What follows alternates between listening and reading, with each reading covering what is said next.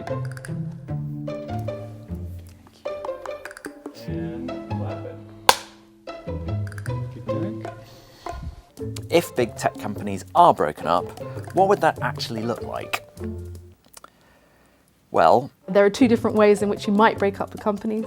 One might be to spin off the recent acquisitions. In the case of Facebook, that would be potentially by splitting up the acquisitions it's made, so WhatsApp and Instagram, from the main Facebook platform. but that's actually completely the opposite direction that Facebook is running in right now. It's trying to knit together the infrastructure that sits behind those three platforms, Facebook, Instagram and WhatsApp, to ensure that they're all tied together in the same place.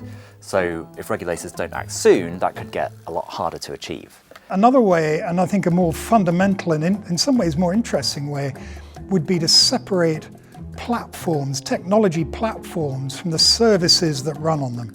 So the platforms that dominate our lives are things where activities take place, we communicate on them, people write software that runs on them. You could put those into one set of companies, and then all the separate services could go somewhere else. So one example of that in search with Google is whether they should be allowed to operate things like shopping comparison or travel sites, as well as the search engine that directs traffic to competitors of shopping and travel sites. It sounds attractive politically because if you've got big, powerful companies that are thought to have misbehaved in some way, then punishing them by making them smaller might make us feel better, and it might also make them look a little less threatening. If you did do that, there's a question as to whether that would indeed help resolve some of the concerns around safety. I guess the argument is just that if the bigger you are, the more resources you have and can share and help